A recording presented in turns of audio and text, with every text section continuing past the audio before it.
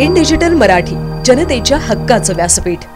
बदलापूरमध्ये घडलेल्या अत्यंत धक्कादायक लैंगिक अत्याचार प्रकरणात 2 अल्पवयीन मुलींवर अत्याचार केल्याचा आरोप असलेल्या अक्षय शिंदेला कल्याण न्यायालयाने पुन्हा 3 दिवसांची पोलीस कोठडी दिली आहे।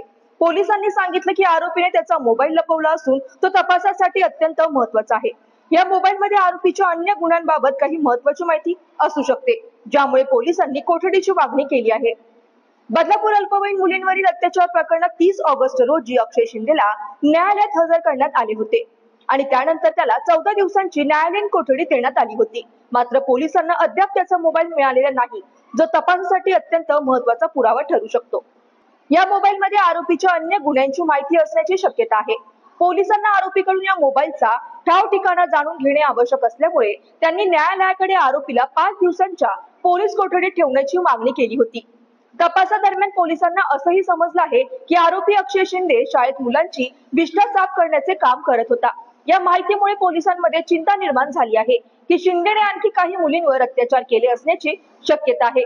या मुलींवर झालेल्या अत्याचारांचा तपास करण्यासाठी तसेच शाळेतील साक्षीदारांची चौकशी करण्यासाठी पोलिसांनी आरोपीला आणखी काही काळ कोठडीत ठेवण्याची गरज व्यक्त केली।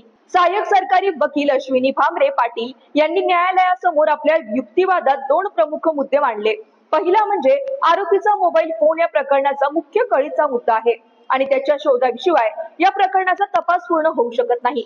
दुसरा मुद्दा म्हणजे पोलिसांकडे अशा काही गोपनीय माहिती आहे की आरोपीने शाळेतल्या आणखी काही मुलींवर अत्याचार केले असण्याची शक्यता आहे। त्यामुळे तपासाची दिशा आणि गती वाढवण्यासाठी आरोपीची पोलीस कोठडी आवश्यक आहे। आरोपीच्या वकिलाने या मागणीला विरोध करताना असं सांगितलं, सर्व आवश्यक तपशील आधीच पोलिसांना पुरवले आहेत आणि 5 दिवसांची पोलीस कोठडी आवश्यक आहे। मात्र न्यायालयाने या युक्तिवादाची दखल घेत आरोपीला 3 दिवसांची पोलीस कोठडी मंजूर केली। तपासादरम्यान पोलिसांनी केलेल्या प्राथमिक चौकशीत असं उघड झालं की आरोपी शाळेत मुलांच्या विष्टेची सफाई करत असे। या माहितीने पालकांमध्ये भीतीचं वातावरण निर्माण झालं असून शाळेतील आणखी काही मुलींवर अत्याचार झाले असण्याची शक्यता वाढवली आहे। पोलिसांनी या शक्यतेच्या अनुषंगाने शाळेत संबंधित लोकांमध्ये चौकशी सुरू केली आहे।